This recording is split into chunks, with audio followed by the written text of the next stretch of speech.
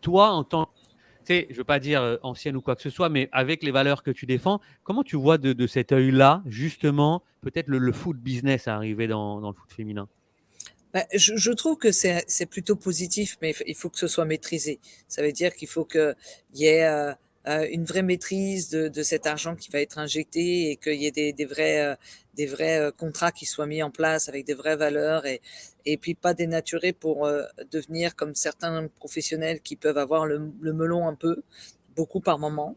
Et je crois qu'il faut pas oublier d'où on vient, ce qui reste à construire. Je trouve ça bien qu'on puisse injecter de l'argent. Après, il faut éviter de se retrouver à faire la une des journaux pour des histoires de, voilà, de violence, de choses qui desservent le football féminin, concrètement. Parce qu'on veut.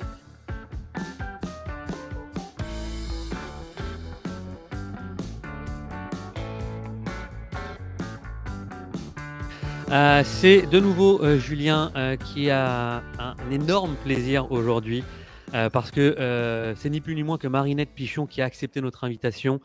Je vais d'abord l'accueillir et après vous allez voir, je vais dire un petit peu de sa carrière parce elle a une carrière longue comme mon bras. Donc, mais voilà, merci beaucoup Marinette de t'être joint à nous. C'est vraiment un honneur que tu nous fais au CanFC, vraiment, merci beaucoup. Bah, écoute, ça me fait plaisir aussi. Salut Julien, salut à toute la team, hein. Non, c'est avec grand plaisir que je participe à cette entrevue. Alors, comme je le disais, je pense que tout le monde te connaît, mais je vais juste quand même rappeler quelques chiffres clés. 112 sélections en équipe de France pour 81 buts. Tu as été en équipe de France de 1994 à 2007.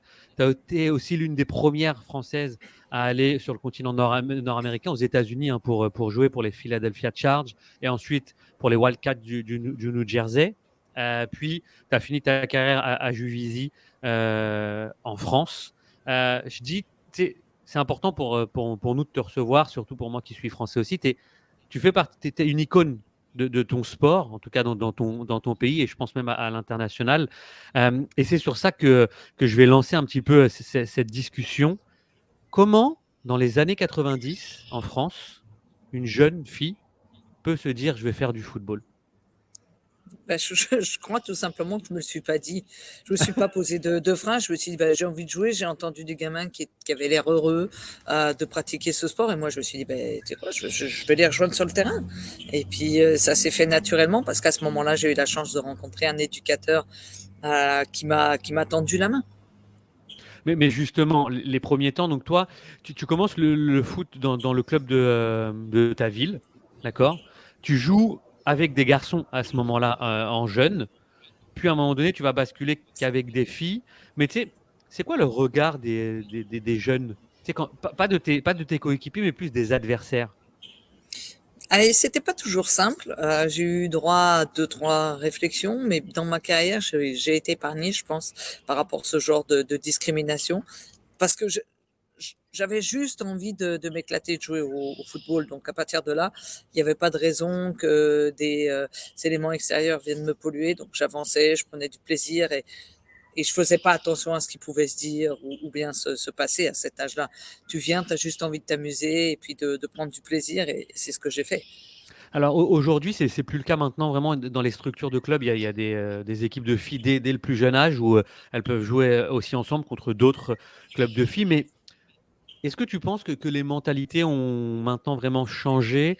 Tu sais, je vois ton apport dans les médias, mais aussi celui, par exemple, de Laure Boulot, Corinne Diacre aussi, qui a été une ancienne de tes coéquipières, qui est à la tête de l'équipe de France et qui a été aussi entraîneur d'un club de foot masculin. Est-ce que tu as l'impression, toi, aujourd'hui, que ça y est, on arrête d'avoir un petit peu ce regard condescendant envers ce sport ou envers les femmes qui le pratiquent? Je dirais oui et je dirais non. C'est un Ok. mitigé, c'est 50-50. Pourquoi? Parce que oui, on donne un peu plus de visibilité, de place pour le football féminin, mais on a encore beaucoup de travail à réaliser sur des vrais statuts, sur un championnat qui sera vraiment professionnel pour l'ensemble des clubs et pas seulement les 2 ou 3 clubs qui sont au niveau du tableau. D'avoir des conditions de travail optimisées pour qu'elles puissent performer, qu'on puisse avoir une vraie communication dans les stades et une vraie volonté de la part des clubs. Ça aussi, je pense que c'est important. Aujourd'hui, quand on regarde la diffusion des matchs, parce qu'il m'arrive d'en regarder encore régulièrement, on voit malheureusement encore des stades vides, des gradins vides, et on est peut-être à, je dirais, 200, 300 personnes, alors que d'autres nations comme l'Allemagne, l'Angleterre, l'Espagne, en peu de temps et en moins de temps que la France, ont fait bien mieux que nous. Donc, oui, on progresse, pas assez rapidement, ça c'est sûr. D'accord, beh, justement, c'était ma question suivante parce que je trouve, moi, en tout cas, dans l'aspect extérieur, qu'on a progressé, de façon fulgurante, mais c'est super d'avoir ton point de vue. Justement, tu parlais de ces stades, un petit peu, déserts, mais on a battu un record là, pour le match de la Ligue des Champions entre le Paris Saint-Germain et l'OL féminin, au Parc des Princes. Il y a ça aussi, puis il y a aussi, tu sais, je voudrais t'entendre sur cette évolution justement du soccer, à la fois en France, mais aussi ta vision par rapport aux années de retard qu'on aurait par rapport au Canada, justement, parce que tu as cette double vision et cette double culture aujourd'hui qui est très bénéfique pour nous de ce point de vue-là. Ben, je ne sais pas si on a du retard ou si on a de l'avance du point de vue du Canada, parce que les clubs Ah, fonctionnent vraiment différemment. Le Québec est un fonctionnement où il y a pas de financement de la part des fédérations ou autres. C'est l'inverse, c'est ok. les clubs qui injectent de l'argent à travers leurs licenciés, leurs membres qui payent toutes les taxes, des arbitres, des assurances, tout ce genre de choses, alors qu'en France, il y a la fédération qui injecte dans le sport amateur. Et qui va aider les différents clubs à se développer. Alors qu'ici, c'est complètement différent. Le revenu principal pour un club est lié au nombre de membres, de licenciés que peut avoir et obtenir le club. Donc sans ça, tu peux pas payer tes éducateurs, payer tes Ok. techniciens, payer tes administratifs. Donc tout dépend sur la qualité de tes programmes. Alors qu'en France, quel que soit le programme, tu vas recevoir une aide pour le développement. Quand tu es attenant à une section masculine d'un gros club, parfois tu as la chance aussi d'hériter un certain pourcentage, soit les droits audiovisuels, soit d'autres choses qui permettent au club de se développer. Alors, je dirais que sur ce point amateur même, le Canada est en retard, enfin le Québec et le Canada en retard. Tout ce qui va être professionnel, ils vont être en avance. Tout ce qui est semi-pro, mais ça Ok. part toujours d'un financement de club à chaque fois. Parce qu'il y a beaucoup de ligues semi-professionnelles, la club, le Première Ligue également. Donc ça va. Je pense qu'on a à apprendre de chaque côté, mais on n'est pas rendu au niveau de la France sur le fonctionnement, le financement. Mais justement, tu sais, il y a deux paradoxes un peu en France. Il y a les clubs qui performent ultra bien, c'est-à-dire que Lyon se qualifie pour sa 14e finale, je crois, de Ligue des Champions. Ils en ont remporté 7. Le PSG rentre maintenant dans la cour des grands aussi en se qualifiant généralement pour le dernier carré. Pourtant, en sélection, on a l'impression qu'il y a comme une marche qui est un peu trop importante par rapport aux États-Unis, par rapport au Canada, justement, par rapport à la Hollande, et même par rapport aux pays nordiques qui, parfois, comme la Suède, font des résultats, alors que l'équipe de France, malgré cette génération, on va l'appeler dorée, n'arrive toujours pas à passer ce cap-là. Est-ce que tu crois que où ça se joue, cette différence? Bah, je pense que ça joue quelque part dans les rassemblements et dans la durée de vie du groupe pour travailler sur les automatismes. Et on prend toutes les nations que tu as citées, Julien. Toutes ces nations se rassemblent. Elles se rassemblent régulièrement. Elles ont régulièrement des temps de rassemblement et de travail collectif. Travailler des automatismes, des patterns, qui va permettre à l'équipe de se consolider, d'avoir un vrai mindset, un vrai esprit d'équipe et puis de gagner aussi en visibilité. Donc je pense que cette force, elle est là, mais il y a aussi le fait que ces pays-là ont beaucoup plus de joueuses de masse. Donc, il y a plus de facilité d'avoir des joueuses de talent et d'en repérer. Et eux, ils ont des générations dorées. Ces nations-là, elles ont des générations dorées à chaque cycle. à chaque championnat d'Europe, à chaque Coupe du Monde, à chaque Jeux Olympiques. Tu retrouves souvent les mêmes nations parce que cette culture est là, parce que on travaille le football dans les écoles dès le plus jeune âge. Ça fait partie de la vie intégrante et du projet de vie des familles. Donc à partir de là, c'est sûr que ça permet d'avoir un vivier bien plus élargi que la France, même si la France a fait un énorme progrès à la suite de la Coupe du Monde. On aurait pu continuer à surfer plus longtemps dessus, je pense, Coupe du Monde 2019 féminine en France. Mais c'est ainsi, on doit se satisfaire de ce qu'on a déjà. Mais justement, je parlais de Corinne Diacre qui est à la tête de la sélection, qui est une ancienne coéquipière à toi en sélection. Tu sais, on parle souvent de transmission de générationnelle. Quel est l'héritage que ta génération a laissé, cette génération qui a mis tu sais, en lumière finalement le football en France? Est-ce que la fédération t'a demandé un jour de venir? Est-ce que tu étais proche de ce groupe-là? Tu sais, on aimerait savoir comment ça se passe, parce que souvent dans le milieu masculin, on a des anciens champions du monde, etc., qui gravitent autour de cette équipe de France. Est-ce qu'au niveau féminin, c'est le cas aussi? Est-ce qu'on fait appel aux glorieuses d'antan? Quelquefois, c'est rare, ça reste très rare sur des événements majeurs. J'avais été sollicitée sur la Coupe du Monde des moins de 19 ans, des U19. Sur la Coupe 2019 en France, non. Je trouve ça dommage, en effet. Après, c'est comme ça, c'est une génération. Alors peut-être que je ne plais pas toujours parce que j'ai une grande gueule et que j'ai toujours dit un peu ce que je pensais. J'ai toujours défendu mes valeurs et je me suis levée contre celles qui me déplaisaient. Mais aujourd'hui, oui, je pense que on a à apprendre de ça et de s'appuyer, surtout quand tu as des personnes qui ont des compétences, au lieu de les voir s'expatrier ou les voir sortir carrément du giron du football français. Tu peux les intégrer dans des projets, des partages. Je pense qu'il y a plein d'équipes, il y a plein de programmes intéressants où tu peux avoir des personnes. Et notre génération, ça a été une génération de premières. On a été les premières à qualifier une équipe de France pour la Coupe du Monde. On a été, je pense, des pionnières dans ce sens à à se battre pour un parcours et puis à laisser un héritage. Certaines le font encore dans leur club.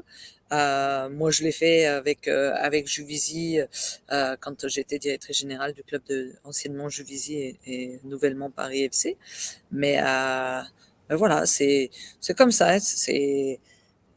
Moi personnellement, ça me dérange pas parce que j'avance. Justement, tu sais, tu parles de, je te cite, hein, de ta grande gueule, du fait que tu te bats pour tes valeurs. Je vais faire un parallèle avec Megan Rapinoe, la joueuse américaine, qui a aussi fait beaucoup parler d'elle par rapport à ses combats. J'aimerais juste entendre là-dessus sur ces combats. Euh, Où est-ce que tu te places? Ah, je me place juste à côté d'elle, hein, à sa droite tout de suite. La reconnaissance et la bataille qu'elle a eue auprès de la fédération pour l'égalité salariale a été exceptionnelle. Je pense que depuis des années et des décennies, il y avait une équipe américaine qui a œuvré à travers des titres de Coupe du Monde, de Jeux Olympiques, qui a été reconnue, valorisée, qui avait tendu la main au masculin à travers la MLS, qui avait été rejetée. Et aujourd'hui, je trouve que le- l'investissement que met une femme dans sa carrière sportive revient à la même hauteur qu'un homme quand il doit s'investir, quitter son foyer familial. C'est la même chose. Et nous, on a quelque chose de plus. C'est que quand on veut créer une famille, on est obligé de s'interroger sur est-ce que je dois mettre ma carrière en parenthèse? Est-ce que je serais capable de revenir au même niveau? Voire au plus haut niveau pour continuer à performer parce que pendant ce temps-là, il y a des jeunes qui continuent de progresser. Donc à partir de là, je pense que c'est normal et c'est des combats que je soutiens et que je défends et que j'appuie de mon côté aussi. Parce que c'est bien beau de nous faire la une des journaux, mais des fois, il faut aussi. Alors, les Américaines, comparées à notre équipe de France, ont gagné des choses. Donc, si tu veux, il y a plus de légitimité à venir défendre ce dossier-là. Maintenant, pour que la France puisse être considérée, il faut travailler sur le championnat de France, parce qu'en effet, la Ligue des champions, tu bats des records, mais le championnat, ça reste, il y a 3 affiches intéressantes. Sorties de ça, tu peux pas remplir des stades, donc il y a ça à travailler. Et puis derrière, il y a à mettre des joueuses dans des meilleures conditions et à les accompagner aussi sur une éventuelle reconversion en cas de blessure, de blessure en carrière. Parce que tu te consacres et puis tu prépares rien, et on a vu des joueuses laissées sur le côté alors que c'était des internationales. Donc je pense que tout ça est amélioré. Justement, tu parles du foot féminin qui aujourd'hui a beaucoup changé. Vraiment d'un point de vue technique et tactique, je trouve qu'aujourd'hui on est à un très très haut niveau. Il suffit de regarder les matchs, notamment du Final Four là, de la Ligue des Champions, pour s'apercevoir que, et en intensité, et en technique, et en termes tactiques, on est vraiment très au-dessus. Euh, Toi qui a joué dans les années 90-2000, qu'aujourd'hui, tu sens quand même une grosse différence, même en termes athlétiques. Est-ce que là, on a affaire à des athlètes? Ah ouais, très clairement, je crois que rien n'est laissé au hasard aujourd'hui dans leur préparation physique. Elles ont vraiment la corpulence, vraiment un travail de réaliser sur la charge additionnelle ou non, sur l'explosivité, sur leur nutrition, sur leur hygiène de vie, de sommeil et autres. Aujourd'hui, quand je vois les filles rassemblées en équipe de France, je vois des vrais athlètes, des vraies internationales avec des profils de sportifs de haut niveau.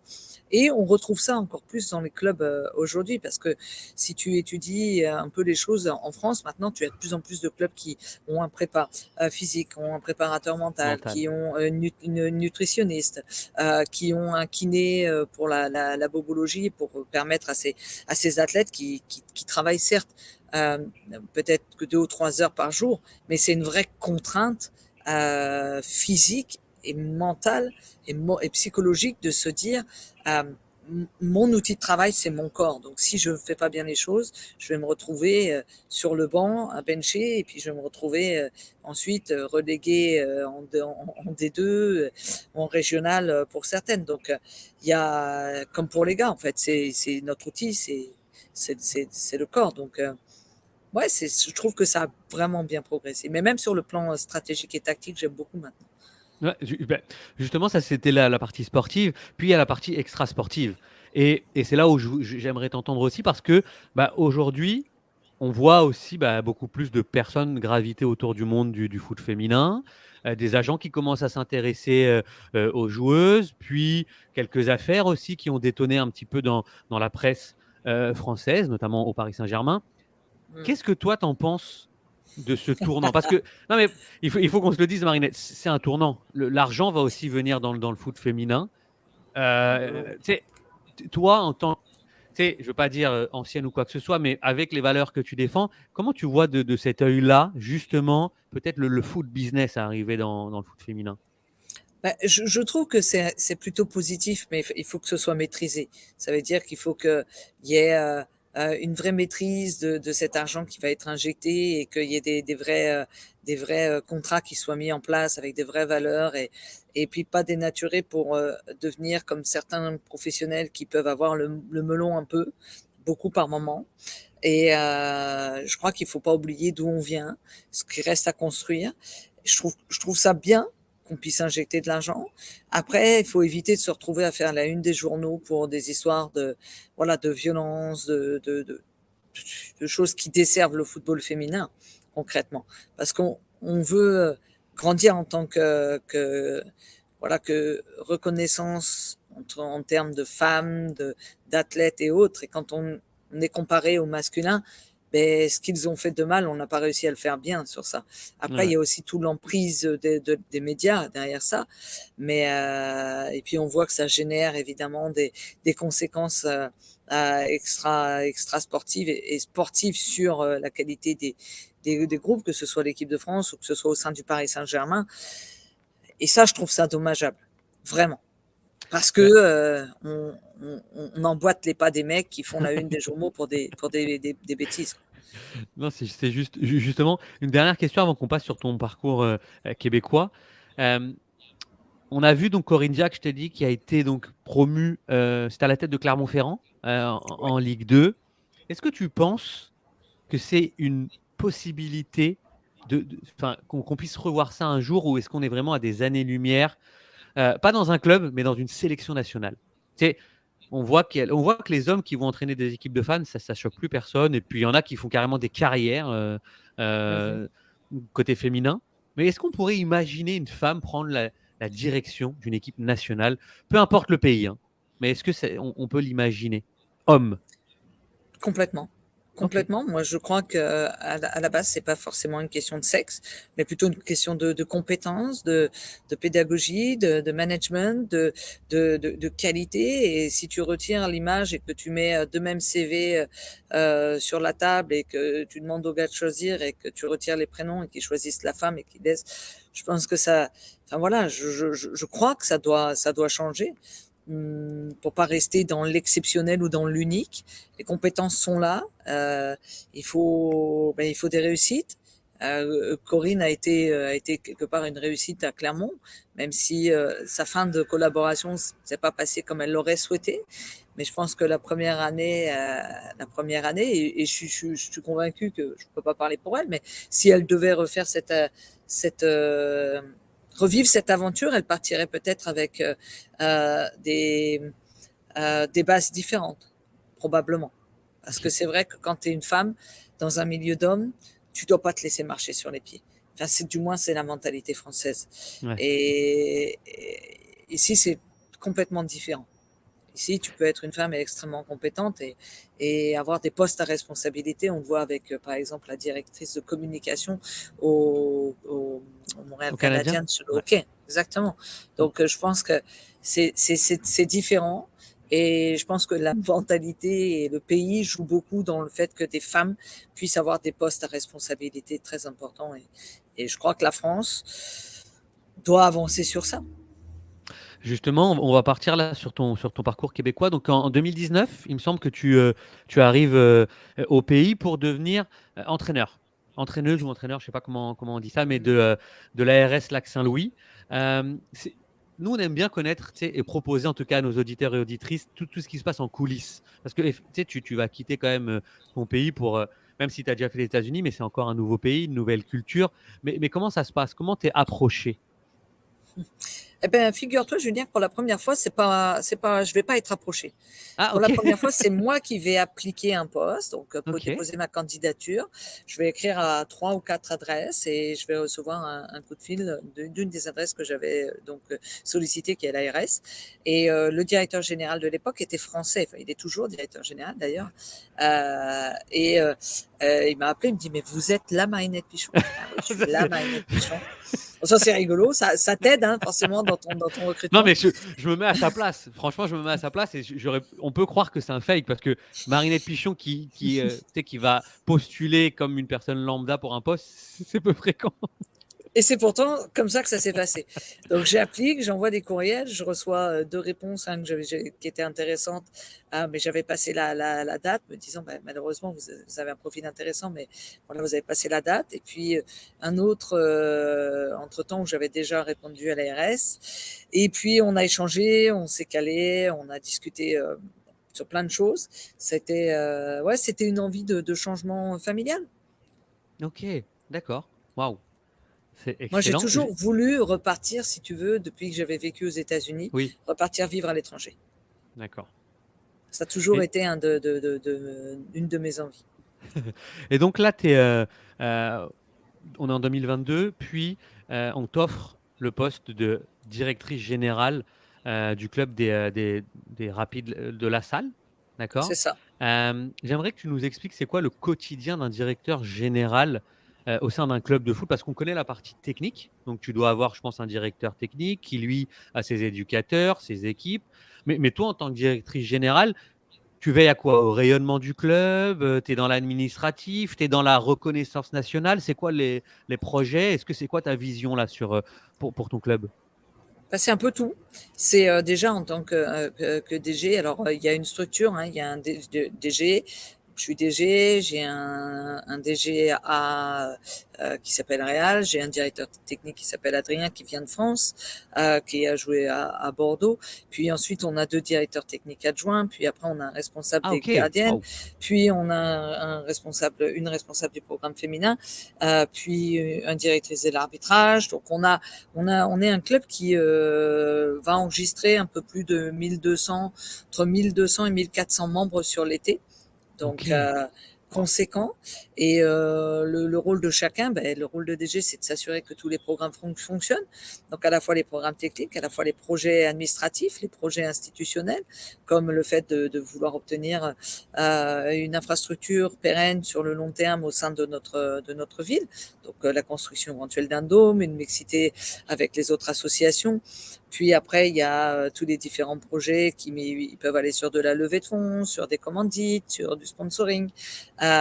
Mais les principaux programmes vont être forcément les programmes techniques qui sont les ressources financières du club. Donc, en collaboration avec le directeur technique et son département, moi et mon directeur général adjoint, on œuvre pour avancer et mener. Donc, la journée type, ça va être je dirais, tu commences le matin, il n'y a pas d'heure parce que c'est aléatoire entre les journées que tu as fait ou les réunions que tu as eues la veille avec ton CA. Donc, ça peut aller de 8h30 le matin. Moi, je consulte souvent mes courriels quand j'ouvre les yeux à 6h30 pour prendre connaissance s'il y a une urgence ou non. J'en réponds souvent à certains. Sinon, j'attends d'être au bureau derrière l'ordi. Et puis après, ben, on passe au dossier, point dossier avec le DGA. On se répartit les tâches, on avance sur des dossiers stratégiques et puis on a un contact étroit avec le directeur technique. Puis après, il y a aussi le fait d'aller sur les programmes, de s'assurer que tout roule, de ne pas perdre le contact avec le domaine technique quand tu es plus partie administrative. Donc voilà, mais tu gères l'ensemble du club dans son entièreté et bah c'est c'est conséquent. Mais Mais j'ai justement, une là, bonne équipe, j'ai la chance, j'ai vraiment une bonne équipe autour de moi, donc voilà. justement, ça fait 3 ans que tu es là. Le soccer au Canada et surtout au Québec est en mutation complète, notamment comme j'en parlais avec la reconnaissance nationale pour certains clubs qui vont aller le chercher. Il y en a certains qui cherchent à se structurer, d'autres qui fusionnent.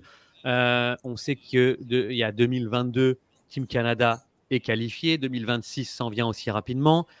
Ça fait 3 ans que tu es là. C'est quoi le regard que tu portes sur le soccer québécois dans un premier temps, parce que c'est là où tu travailles tous les jours. Où est-ce Ben, qu'on en est et quels sont selon toi, les progrès à faire encore? moi, je vais parler plus pour mon club aujourd'hui et puis parler un peu des autres aussi. Je trouve que nous, aujourd'hui, on est prêt à assurer la qualité des différents programmes qu'on propose, du micro, donc des U4 jusqu'au senior, en passant par le LDP qui est compétitif. Et notre objectif, c'est d'aller chercher la reconnaissance nationale. Parce Ok. qu'aujourd'hui, on est provincial et on a Est-ce que tu t'es donné une deadline sur employé, l'obtention de cette bien sûr. reconnaissance? D'accord. Bien sûr, on voudrait soumettre en décembre, sous les conseils de notre directeur technique, soumettre notre application en décembre 2022 Ok. pour être évalué sur 2023. Et puis, si tout va bien et qu'on remplit tous les requis, être reconnu licence nationale pour janvier 2024.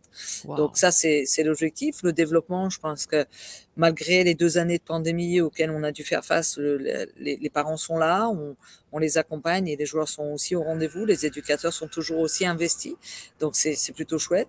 Et puis, je crois que l'ensemble des clubs québécois et canadiens sont confrontés à cette situation. C'était d'aller séduire à nouveau les parents, les enfants, de retrouver des infrastructures utilisables pendant la saison estivale. Parce que l'hiver, tu sais très bien comme moi, Julien, que c'est compliqué de s'expatrier, de trouver des dômes, mais c'est vraiment l'idée. Et je crois qu'aujourd'hui, il y a plus en plus de compétences parce qu'il y a plus de temps dédié à la formation des éducateurs. Donc, le contenu qui est dispensé sur les terrains est vraiment de qualité pour les jeunes, pour les amener à des étapes supérieures. Et puis, il y a des réseaux qui sont établis avec des cégeps, des universités ici ou aux États-Unis ou ailleurs. Et on est en train de développer pour certains clubs des réseaux européens. Donc, c'est top. Ah, waouh. Génial. C'est- Je me disais, avant de conclure, mais est-ce que les gens, quand tu es arrivé dans ce club à la salle, là, au Rapide, est-ce qu'ils te connaissaient? Parce que, en fait, ce que je me demandais, c'est à quel point ton aura, parce que pour ton directeur technique, Adrien, à mon avis, il y a pas de, j'ai pas de souci à savoir à qui il parlait. Mais pour les autres, et tu sais, dans ta prise de fonction, ça a compté pour toi? Est-ce que tu voulais être, tu sais, anonyme ou est-ce que tu sais, je veux dire, quand Marinette Pichon parle, par exemple, d'un point de vue technique, on peut lui accorder quand même le bénéfice du doute qu'elle s'y connaît. Donc, est-ce que tu sais, comment tu as joué sur ces deux tableaux-là, tu sais, en ne voulant pas écraser tout non plus, parce que tu étais quand même distinct de la direction technique et tu les laisses travailler, mais tu sais, en même temps, ton parcours et puis ta carrière fait que on est obligé de se dire bah, que c'est Marinette Pichon. Donc j'aimerais que tu me dises un petit peu comment ça se passe dans ta tête à ce moment-là. Ben, dans ma tête, c'était assez simple. Moi, je suis arrivée avec beaucoup d'humilité et à la fois quand je suis arrivée à l'ARS pour ce poste d'entraîneur, parce que j'ai beau avoir une carrière fabuleuse en tant qu'athlète de haut niveau et première joueuse française à être professionnelle, ça n'empêche que les rudiments de l'entraînement et de l'encadrement, ça s'apprend. Il y a une pédagogie à avoir, il y a des non négociables que tu dois mettre en place sur des terrains pour animer une séance correctement. Et je crois que je suis arrivée avec beaucoup d'humilité et j'ai surtout eu la chance d'être encadrée parce que comme j'arrivais en tant que coach, j'ai été formée, je finis ma licence C, je vais partir sur un ESP derrière et je sais que mon humilité a été appréciée parce qu'ils avaient peur que j'avais la grosse tête ou que j'arrive comme ça en marché en menant Bah, que t'avais qu'à leur des dire en que tu as caisse, comme on dit. postulé, t'as postulé pour le poste. Donc là, on comprend très bien que la grosse tête et toi, ça fait pas bon ménage. Et puis du coup, ben après, ils ont découvert la personne que j'étais aussi. C'est important de connaître aussi, de connaître aussi ben, le nom et puis l'être humain que je suis. Et je pense que ce match a été extrêmement positif. Et à partir de là, ben, j'ai appris, j'étais en formation. Et aujourd'hui, je me sens plus légitime de par cette formation pour partager des avis. Avant, je l'étais, je me sentais moins. Pourtant, je les partageais, mais j'avais toujours tu sais, cette épée de Damoclès au-dessus de la tête à me dire est-ce que tu es sûr que c'est bien ce que tu peux dire aujourd'hui. J'ai plus de légitimité, j'en abuse pas parce que je suis quelqu'un qui reste très objective et c'est important pour moi de l'être, de par le respect dans la collaboration professionnelle avec mes salariés et puis parce que eux, ils sont sur les terrains depuis des années, ils sont passés des formations mais ils dissocient bien la directrice générale à l'éducatrice qui est sur le terrain et il y a beaucoup de respect dans ce sens-là. Donc, non, je suis arrivée comme ça, quoi, avec mon baluchon, avec beaucoup d'humilité, et puis c'est pas mal, tu sais, c'est Non, pas mal. c'est sûr, Mais c'est déjà beaucoup. quand je parle, oui, on m'écoute un peu plus. C'est sûr.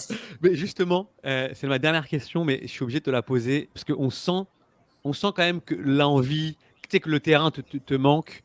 Est-ce qu'on va pouvoir te retrouver sur un banc, tu sais, d'une équipe où c'est plus la direction générale qui. Non, mais parce que quand on parle là, on a l'impression que le technique, ça t'a jamais trop quitté en fait. Non, ça m'a jamais trop quitté parce que je l'ai fait quand j'étais à Juvisy, j'animais des séances spécifiques avec les attaquantes, les internationales ou autres. Donc voilà. Et puis aujourd'hui, j'arrive avec ce bagage qui est plus enrichi, avec une maîtrise, avec le fait d'être conseillé. Et oui, on me retrouvera probablement. J'ai refusé des postes de clubs qui m'ont proposé des encadrements d'équipes semi-pro, mais je veux me préparer et j'ai vécu des expériences avec Soccer Québec au niveau de la licence C, des jeunes ou autres. Et ouais, ça me plairait bien. Et puis, tant qu'à faire, j'aimerais que ce soit le haut niveau. Si On je dois va. aller, ce sera à Soccer Québec ou ailleurs pour amener cette expertise une fois que j'aurai encore emmagasiné de l'expérience. Mais ouais. En tout cas, c'est tout le mal qu'on va te souhaiter. Moi, je tenais à te remercier. Et puis, tu sais, effectivement, moi, en tout cas, en tant que Français, je te voyais à la télé. Mais c'est réjouissant. Et ça donne beaucoup de fraîcheur d'avoir une personnalité comme toi, aussi simple. Tu sais, c'est vraiment très enrichissant. Je tenais à te le dire parce que dans ces 32 minutes qu'on a partagées, je t'ai senti d'une sincérité folle. Et puis, cette envie de partage, tu le transmets. Donc, vraiment, beaucoup de réussite et de bonheur pour le club, pour cette reconnaissance nationale. Et puis un grand, grand merci de ta disponibilité, Marinette. Bah, écoute, c'est la personne que je suis, ni plus ni moins. Donc je suis ravie que tu puisses, heu, remarquer que je suis quelqu'un de simple. Oui, j'ai eu un passé, j'ai un présent, mais aujourd'hui, ça m'empêche pas d'être une super, personne, et de prendre du plaisir avec toi, Julien. Donc merci pour ce partage. Merci pour m'avoir permis de reparler de tous ces moments qui font que, beh, aujourd'hui, je suis directrice générale du club de la salle, et je trouve ça vraiment, vraiment top. Donc merci, merci beaucoup.